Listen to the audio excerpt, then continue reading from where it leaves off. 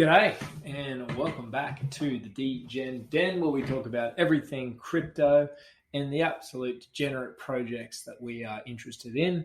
I am joined again by my good mate, my co-host, and the director and co-founder of Game Day Squad, Dos. Thank you for joining us. G'day, mate. How we going?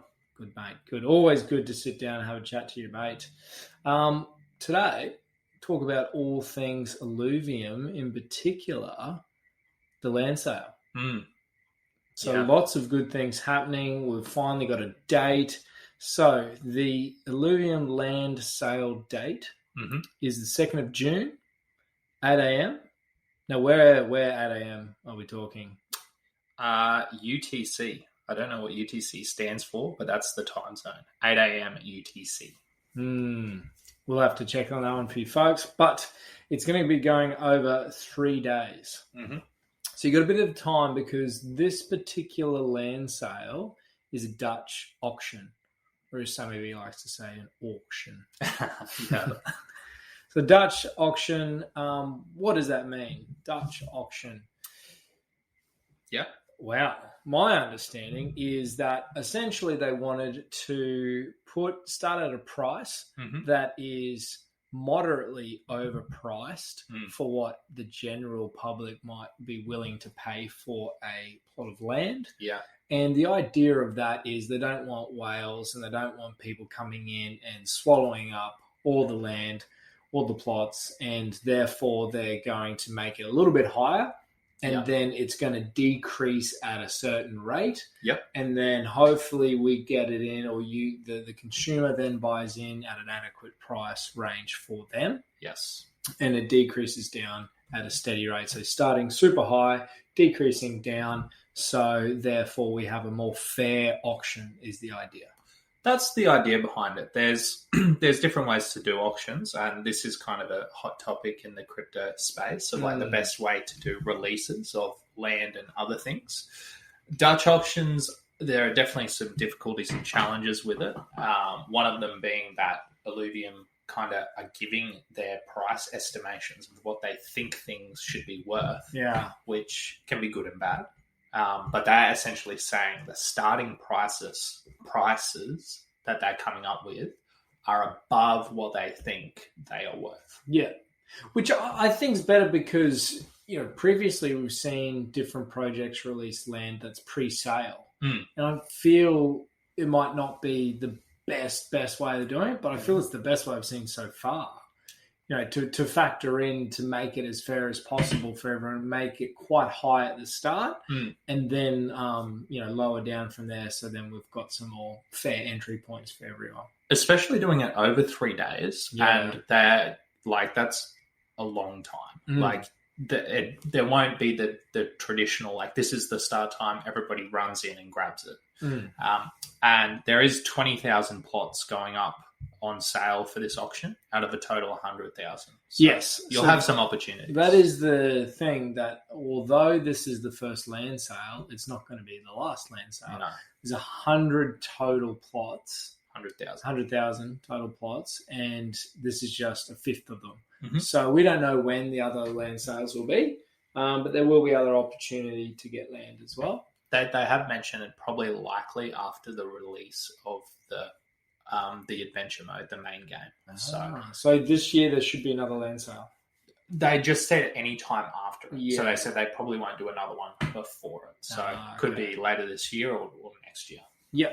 So, what do we reckon about those starting prices, mate? We'll get them up for you guys. Yeah, it was interesting how they came to the starting prices. So for those who don't know, Illuvium is actually a DAO, decentralized autonomous organization. Oh, love it when you get all technical with me, Dos. The DAOs are going to be a big thing in the next 10, 20, 30 years because it's a new way of organizing people in political revolution. Yeah, potentially. With it's pros an and cons interesting to way DAOs. of coming to consensus as a public entity. It is, and that's part of Illuvium's charm as well, because of the decentralized nature of it. Because essentially, Illuvium can't. The team at Illuvium can't make any of these big changes or big decisions without the council first approving them. Yes. So the council's a really interesting kind of way where the council is voted upon by the community. So these people need to be... And you need to have an ILV token in order to vote as the community. That's it, the governance of the tokens. That's, which is great. It's because governance isn't a thing that's... It's a big utility of these tokens, but not a lot of projects actually realize the utility as well as Illuvium does. I think it's done great. Yeah, you hear that thrown out all the time. Oh, this is a governance token and you can do that. Well, what does that actually mean? Do you actually have an ability to vote and influence? Based on your token holdings, Your token holdings give you a weight of vote. So obviously the more tokens you have, the bigger of a vote you get. Some pros and cons to that as well. But the idea being the more invested you are into the project, the bigger vote on the project you have, which there you go. Not terrible.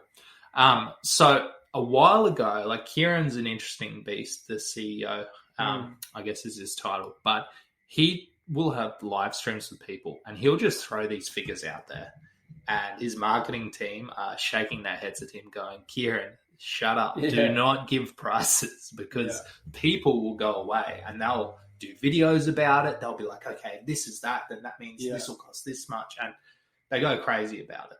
So in the past, Kieran's kind of thrown out different prices for what the land might be. I think he said like a tier 1 might be, we'll start at 1 ETH.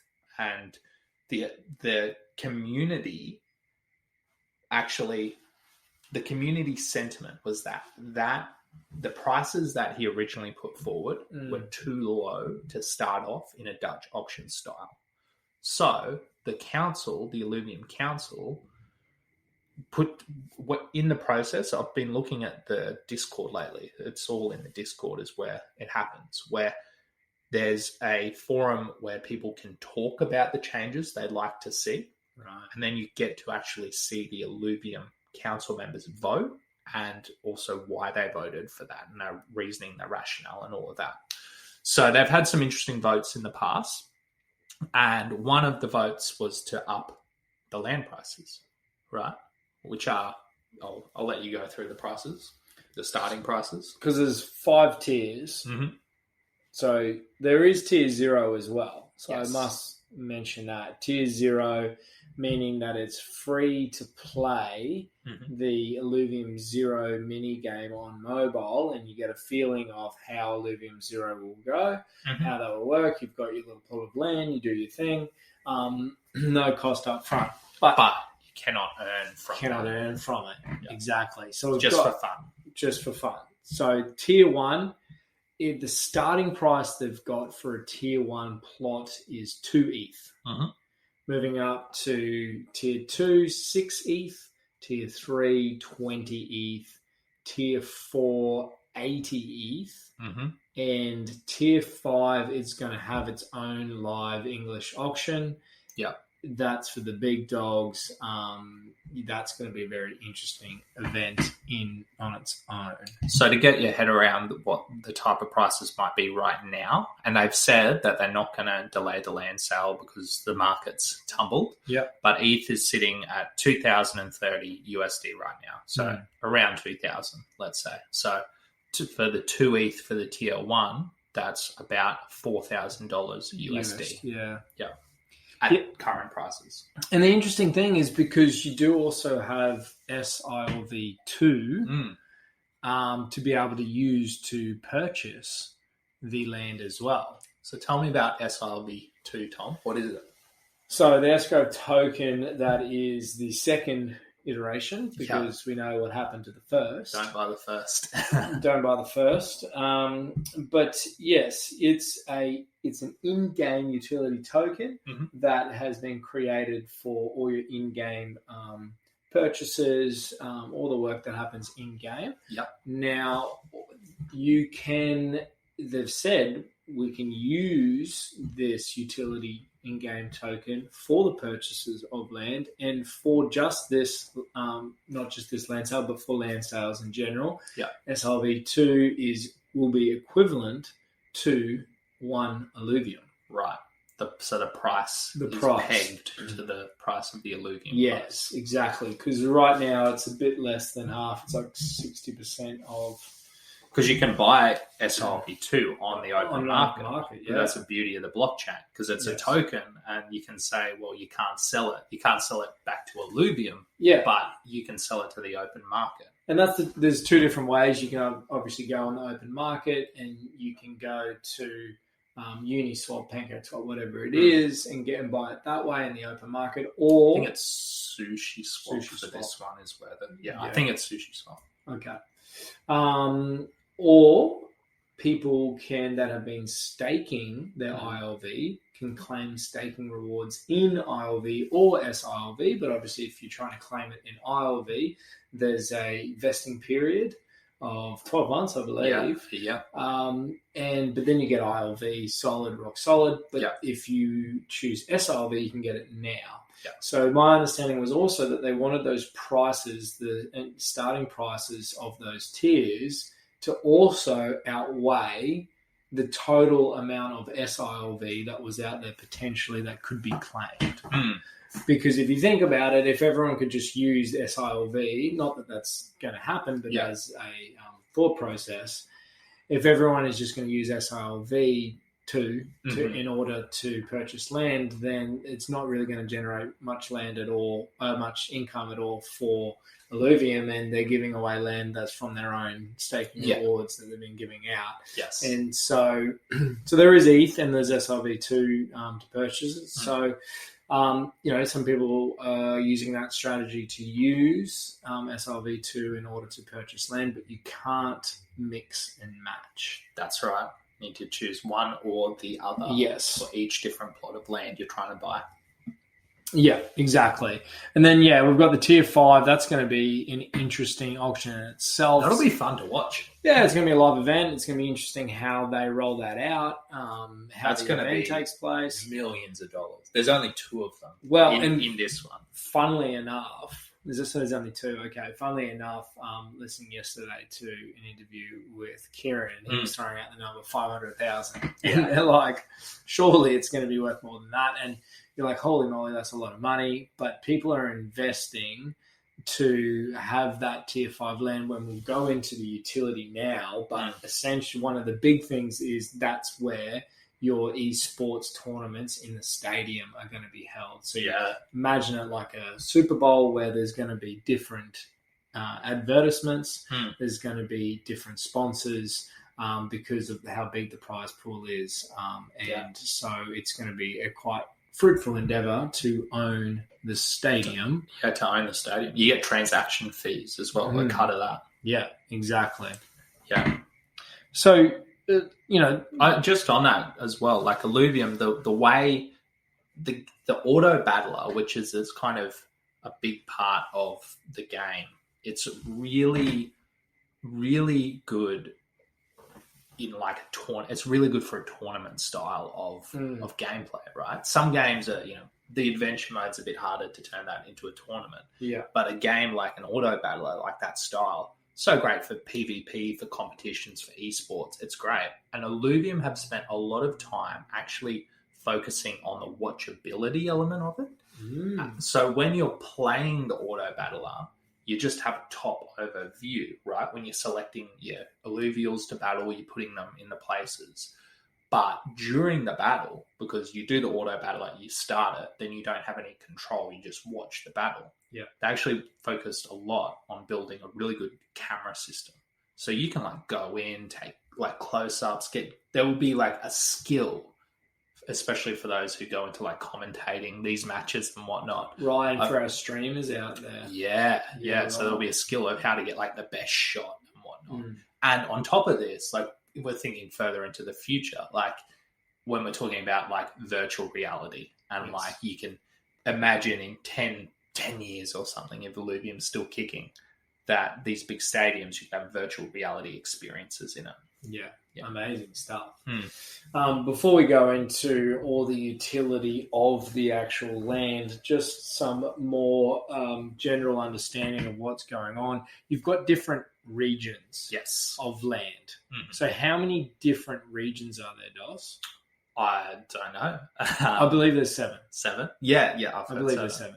Yeah. They are going to be releasing more information about this, a few Yes. videos in the next week or 2. Yeah, in the next few days, hopefully. So there's different regions, and in those different regions, think of it like different ecosystems. Yeah. Within those different ecosystems, you've got different types of alluvials, Yes. different type of animals Mhm. in those ecosystems. Crimson Waste is an example of one of those regions, and it might have more water type based. Think of it like Pokemon. Yeah. Might have some. I think there's like a toxic type poison element there. Yeah. And so those are the type of alluvials that are going to be in that area, and that's the type of resources that are also going to be on your land. Yes. Okay. Yep. And so, in terms of overall structure as well, the whole land sale is going to be minted on IMX, which is great. Yes. Because what's IMX? Immutable X, Yep. another Australian company. Based, yeah. So Layer 2 scaling solution. So what's great about that is when we've seen previous land sales, Axie and that sort of stuff, a big issue is the gas wars. There's so many people wanting the same plot of land, therefore gas is going through the roof, and essentially the land sale turns into a gas war. Who's willing to pay more money for the gas to mint the plot? There was a really recent one, the Bored Ape Yacht Club. Right. They've done a metaverse land sale. I think it's called The Other Side. But they essentially said Dutch auctions are stupid. I think they did. I'm not entirely sure how they went about it. But the gas on ETH was crazy. And they even came out and said after, we made a mistake. We can't do that. No, and that's it. So thank goodness we've got IMX in there. Look, obviously you're still going to be paying gas. And they said that the gas fees are to be paid in Ethereum. So I noticed that our marketing manager in their recent interview, he was like I think Paul Barron was kind of in that interview with him, he was kind of saying, it'll be pretty much gasless. And the marketing manager was like, well, hold on, like I don't want to get your hopes up too much. There's going to be still transaction fees. Yeah. And just hopefully quite reduced with that layer 2 scaling comparatively, with IMX. So, and it's also going to increase the speed of it as well. So that should be great. But yeah, it is paid in ETH. So even if you are looking to purchase land in SRV2, you'll still need some ETH for the gas. Yes, that'd be worst. If you get there, you're about to win the auction and they tell you got to pay up for the gas and you lose it. So be prepared. So people are going, okay, great. That's what the land sale is. But why on earth would I want to participate in the land? Because we've seen all these different projects release land, and it's just a cool thing. But why? Revenue raising for them to build. Exactly. And you're like, well, what's the point of actually having the land? Yeah. But what I love about Illuvium is they always build in massive utility to anything that they release. Yeah. So, firstly, you're going to be generating fuel.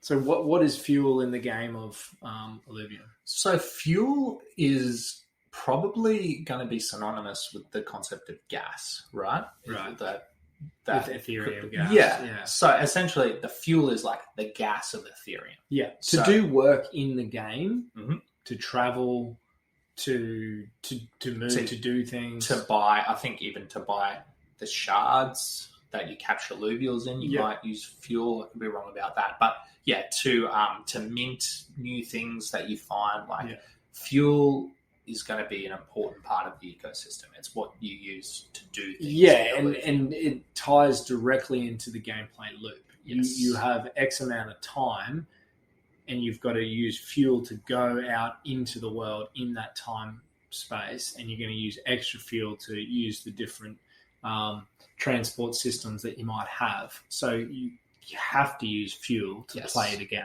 And the only way to get fuel is from land Well, to if you're a generate player, you get it from the open market. Yes. And where does that get from the market? It's, well, someone's got to produce the fuel. And that's what I love. It's like, it's genius how they've done it. They're is. like, okay, this whole thing is around fuel, and that's the economy with other things involved in it. But we're actually going to have producers, and they've got a band. So, it's not completely open market for those fuel prices, but it's in a pretty wide band. So it's 25%.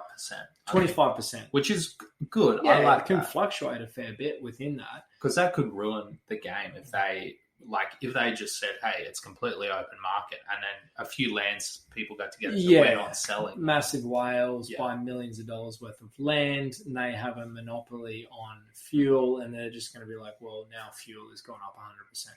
So still 25% either way. Yeah. I feel like there's a bit of room to play in there for some strategy about how you're going to buy it, like buy and sell it. Yeah, and ideally with the amount of people that are hopefully the diversity of land ownership, we're going to see that be a more true economy of scale, rather than just having one monopoly really dictating it. Yep. So that's probably one of the largest things, is that as a landowner, you'll be able to build things in the Illuvium Zero game that we'll go into. And one of the things is you'll be able to build a fuel thing. I don't even know what to call it. Well, they haven't released heaps of details. Yeah, they haven't. Is that you'll be producing fuel on your land. Yes. Somehow. Yeah. Whatever. Doesn't matter. And the other big thing is the revenue distribution. Tell me about that, Dennis. So landholders will receive 5% of the total revenue created by Illuvium. That's huge. So you might not think that's a lot, but it's got 5% distributed to all of, 20,000 people. Yes. In this first sale. And I think that would be relative to. So a tier 1 would get obviously less than a tier 5. Relatively. Definitely. It'll be in there. But still, if this game is going to have millions of users, 5% of the total revenue could be a bit. Yeah, something to think about too. Until they release that next land sale, you'll get 5% of just a fifth of the land. Yeah. Owners. Yeah. You could argue that later it will be more profitable because it will be producing more, but still you're getting a bigger chunk. Yes. Until they release. It's kind of like the start of a staking reward when there's more APY because there's less people in the staking pool. Exactly. Right. Great example. Cool. So the fuel value will be moving up and down, and that's going to be it's going to be held in there by the DAO. Yeah. And so the other big thing is these elements. So you're not just getting fuel on your land. There's elements on your land as well. Tell me what they are. So elements are what you use to. They're kind of like your building tokens. So fuel. If you think of fuel as like gas, I think elements will be needed to build certain items in the game. Yes. So that could include upgrade to weapons and armor. Yep. Which is a part of like the gameplay element. Yeah. But also, I think it's going to be involved to build skins as well. Yes. So there's going to be different types of elements, and those elements will be relevant to the area, the zone in which your land is located in. So the Crimson Wastes will have a different set of elements versus another region. Yes. And so that has some interesting market dynamics as well, right? Yeah, absolutely. And then you can also scan. There's so much utilities in these lands. You can also scan for Illuvium blueprints. Yes. Illuvium blueprints. Mm-hmm. So tell us the mechanism of what the scanning and researching is of these blueprints. What the hell is it and why should we care? So essentially it's completely optional. Yeah. And it will be at the moment just based for skins. So for some people, they don't really care about skins. I have for your Illuvitars. Yeah. Illuvitars and maybe even your Illuvials as well. I could be wrong about that. I definitely know with the Illuvitars. Okay, interesting. But for me personally, like skins has never been a bit like I've always done the normal, whatever the basic character is. Yeah. I normally don't dress them up too much in a game. I don't care. I'm more about the gameplay. Yeah. I wonder if my relationship will change with that. If I know that the skins are my assets that I could potentially sell later. Yeah. There's at least something I would possibly change my relationship to skins. So I'm interested to see how that goes. Yeah, and my understanding is it's kind of like mixing the allure of the NFT, like the Bored Ape thing, and that's your display picture. Yeah. But the whole idea of a digital character. Your digital character, but that's your identity.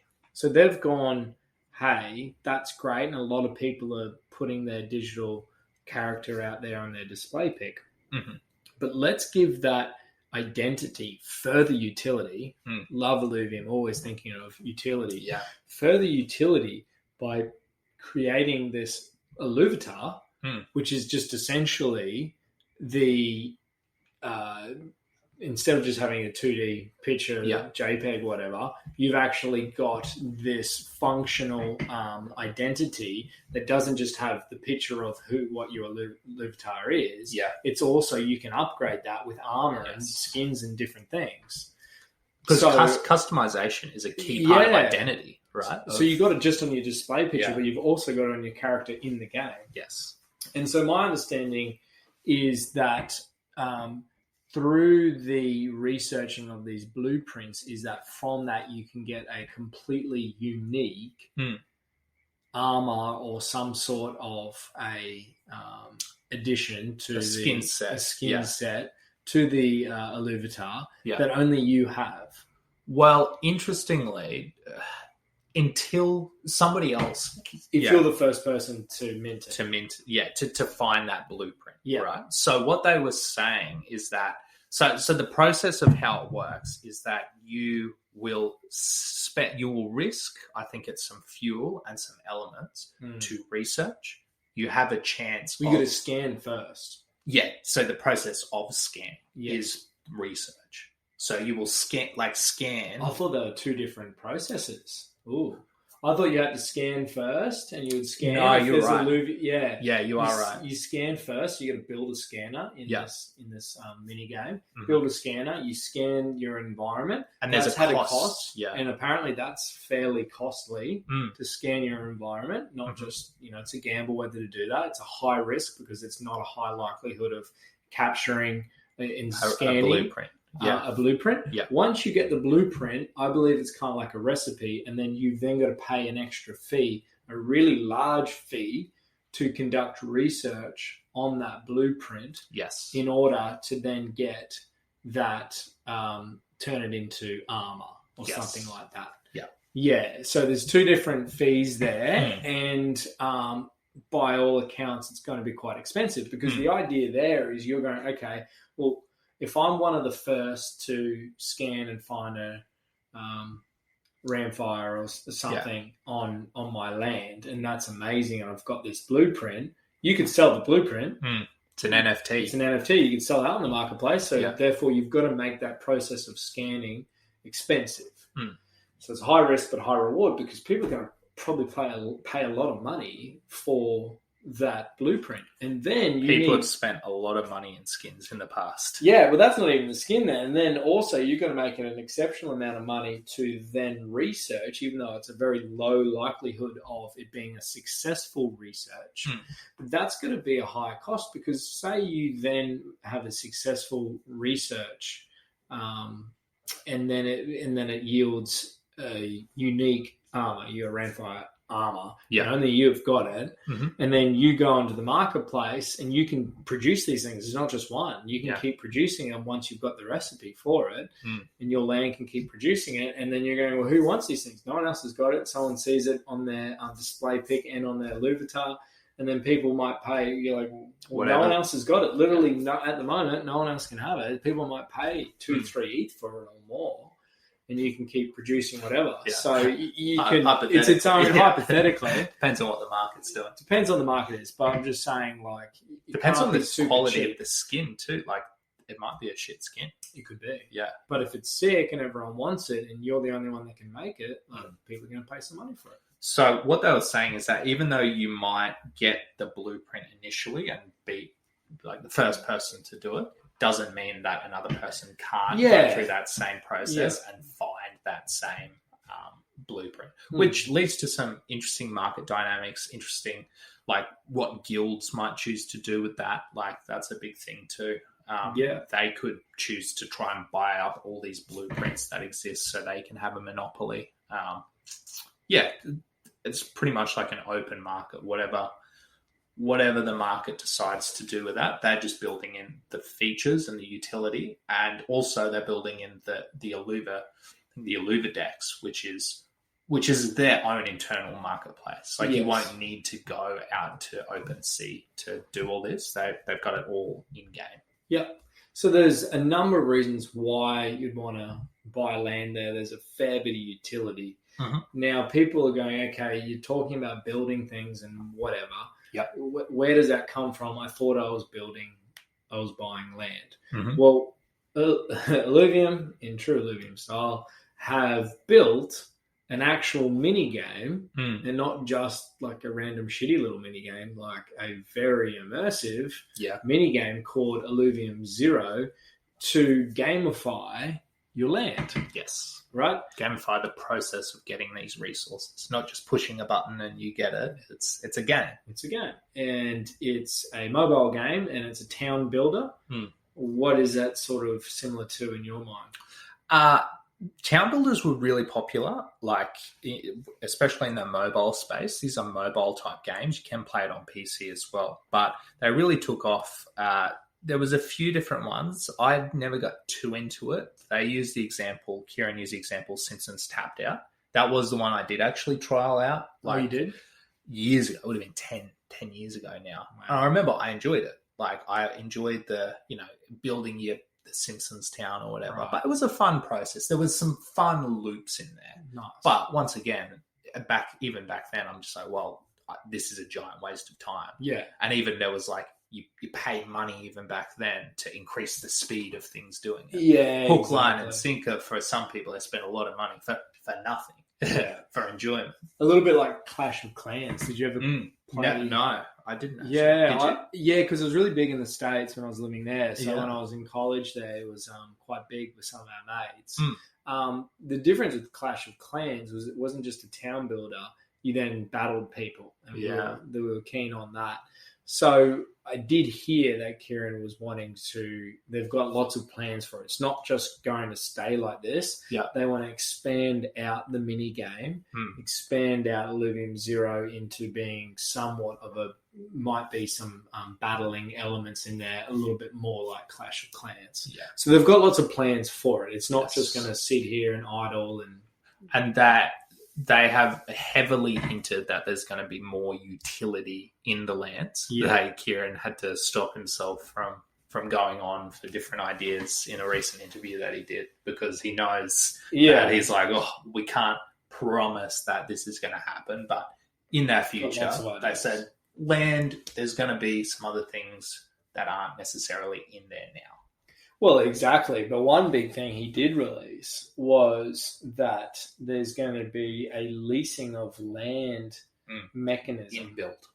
Inbuilt into the game of Illuvium Zero, which is massive. Yeah. Tell us why that's so big, mate. So that allows for people who do not have the capital to buy these lands but still want to participate in the gamification of the resource gathering, the resource production, and earn from that. So town builders are definitely not for everybody. They're not the most engaging game, but the people who like them really like them. And there's big communities around them. And there's, there can actually be a high level of strategy to it. Yeah, there's still some people now that play Clash of Clans. Yes, yeah. And they have fun doing it, the people who do. So, but if you're not into that game and you're just like, look, I'm not going to spend the time, because it is a strategical game. Like the better you set up your town in Illuvium Zero, the more resources it will produce. Yeah, where you put different things. And I think that's a really important point, mate, because if you're out there going, hey, what the boys were talking about in terms of the utility and the potential revenue generated from land in Illuvia, that sounds great. I want to be an investor. It sounds like I need some land. Yeah. To do your own research. But if that sounded like that, I'm just going to buy some land and then it's going to appreciate just because it's an NFT and it's going to be an appreciating asset. Well, I'm sorry, buddy, but you've got to do some stuff. Yeah. Well, right? And it may be an appreciating asset. Like it could. It could, but just in its own self, but you're not going to get the fuel out of it, the full value of it. Yeah, just in itself, if you do nothing with it, you can put it on the marketplace and someone might want to get a bunch of land and you're the land around them, whatever. But to get the maximum value of it, just like any land in real life, is that you got to pay a little bit of attention to what you're doing on that land. Yeah. Extract the value out of it. Exactly. So Illuvium has built an inbuilt system where other games that have done this, like Axie, they had a scholarship program where you can give your Axies out. Especially Axie was a big example of that. Like Axie wasn't the most fun game to play. So you might just buy the assets and then lease them out to people. Yeah, they play massive economy in the Philippines, wasn't it? Yeah, it was revolution over there. Yeah. But then they take a share of the cut, and that is built into the system, which is great because you don't necessarily need to worry too much about like all this crazy blockchain programs that you need to figure out and understand and all of that risk, because you're just like, no, it's built into the system. So you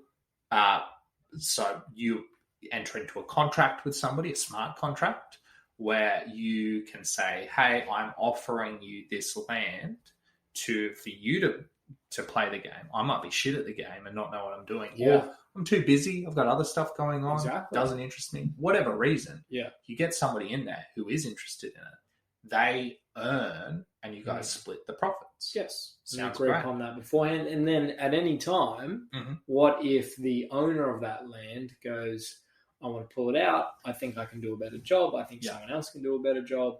You can end that contract and you can withdraw the land back into your possession. There you go. So it's security. It's not like you need to ask them to give it back. Yeah. Yeah.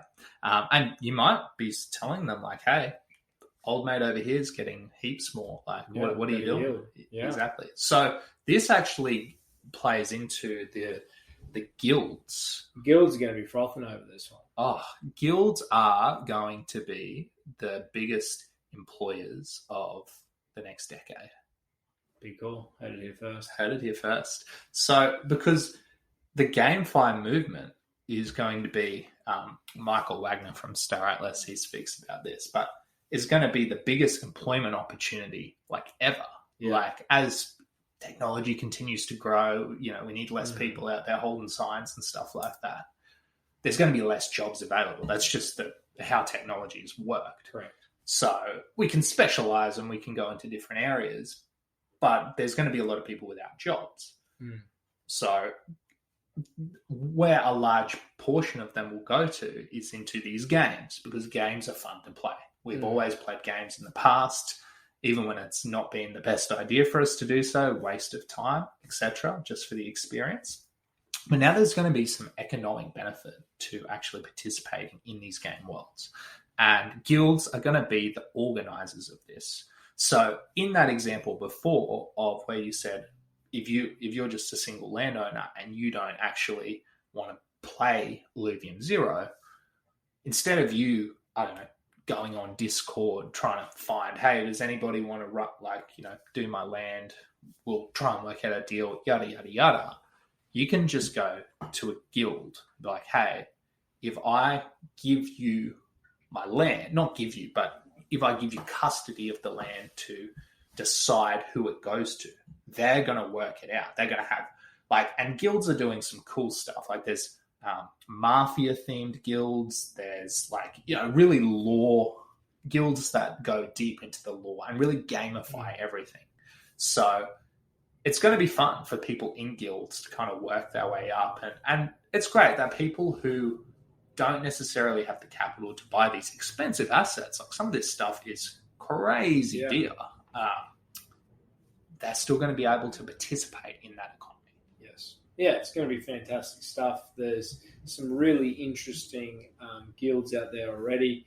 And they're going to be a huge part of this overall ecosystem in the future.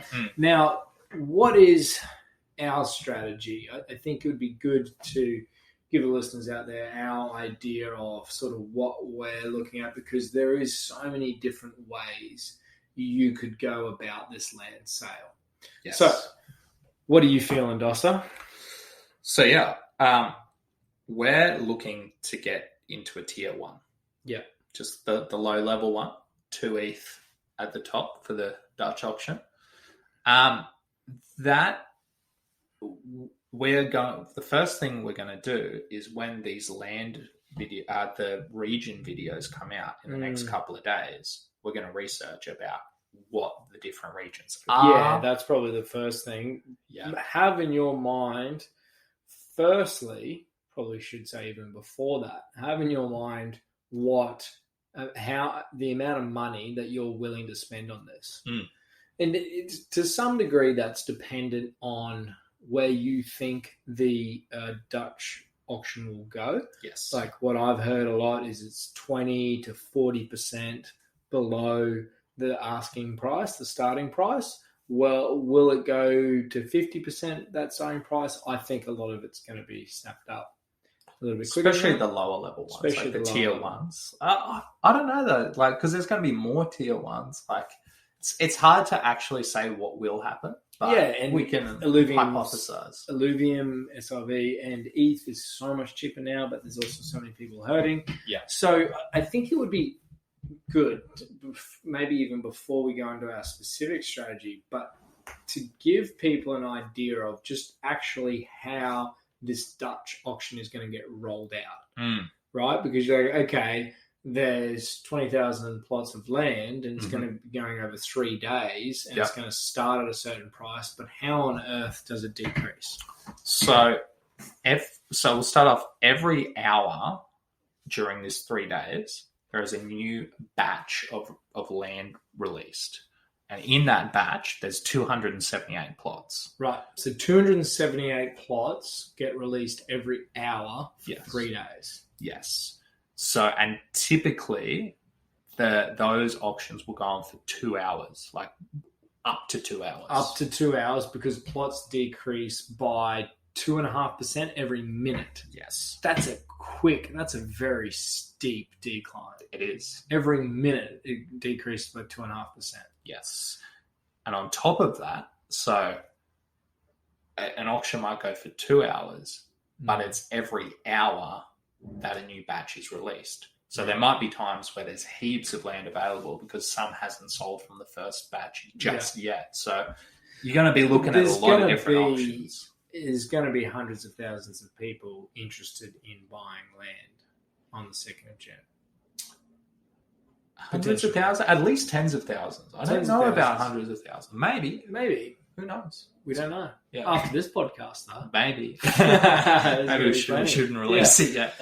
So, it's going to be interesting. That range that I said between the reduction of 20 to 40% sort of being spoken about by Kieran, but no one actually knows. Yeah. It'll be interesting. Everyone's got their different point. And so to that point is have an idea in your head. So if it starts at 2 ETH, you can go like, okay, well, what is, say, 20% below that for you? You might go, hey, I think that I can enter the market here at 1.8. Yeah.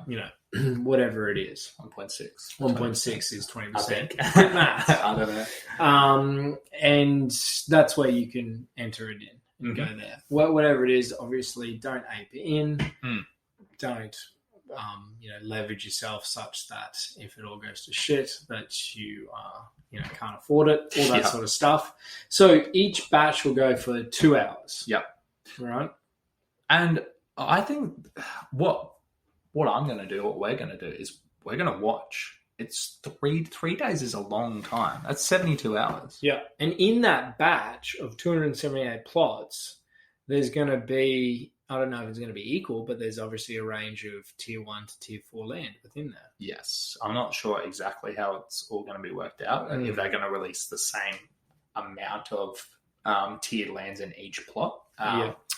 But watch this. What I'm going to do, I'm going to be watching. How does that first couple of hours go? Yeah. Like, what's the average of people just jump in? I feel when it first starts, you're going to have some people ape in because people are just emotional creatures that go, you know what, 2 ETH, I don't care. Yep. I'm going to grab it, ape in. That's going to happen in the first hour or so, for sure. I'm not going to be buying in the first hour. No. And I think in that second day mark is where I'll be looking to get in on.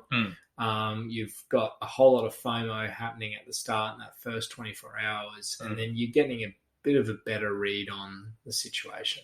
Yeah, I'm sure during that time there's going to be videos coming. Like, I'm going to be watching. I'm going to be thinking, like, okay, what's the strategy here? What calling in sick? You're not working there. There's just give yourself 3 days, ladies and gentlemen. Yeah, already got it off. Good.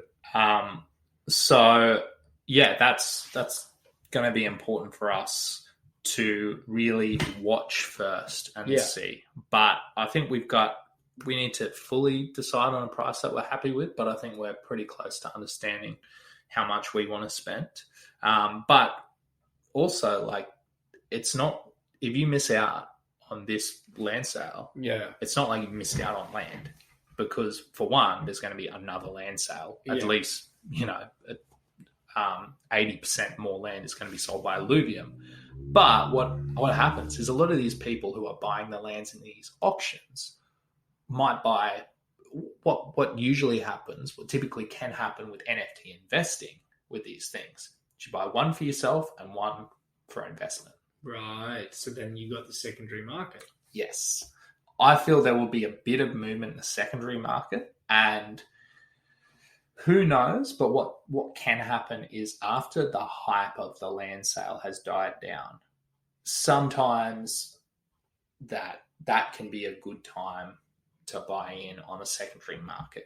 However, you do run the risk of this land becoming realized, like its utility and value being realized and going the other way in the secondary market too. Going, actually, this is super valuable. Like, it's worth more than the 2 ETH. Like, that's a possibility too. But I think there's also a good possibility that the secondary markets might dip a bit after a little bit of time. Yeah, exactly. So, a sound strategy might be that have your price and what you're willing to pay, and whether that's 20 or 30% below the asking price, or even 40%, you look, I can only actually afford 40% off that asking price. Don't go over it, and then, because if it goes out, it's great. Maybe potentially could pick it up on the secondary market, or absolute worst, the second land sale. Not financial advice. Not financial advice. Exactly. So, and essentially that's what we'll be looking to do. So I have an idea of how much you are willing to spend, guys. Have an idea of the region in which you would want to procure. And really have a think about what this land, the utility that we talked about, but what this land means to you and how you're going to play it. Because I think that also will indicate how much money you're willing to put down for it. Like, are you wanting to go, I'm going to extract all the value out of this land, I'm going to play the mini game, I'm going to do all that. Or maybe people out there could be like, you know what, I'm going to get someone else to do this. I'm going to rent out, I'm going to loan my land, get someone else to do it for me, and that's fine. I think it's going to be worth more, and people are, it's going to change and get bigger and better, all that sort of stuff. And I think you're right. Think about what type of play you are, like how you would use the land.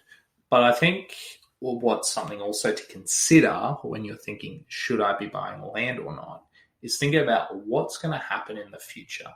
We said before that the Illuvium team has hinted that this is going to lead to a lot more utility and crazy stuff. If, we've got a decent read on the team, we've been following them for a while. Based on what they're saying,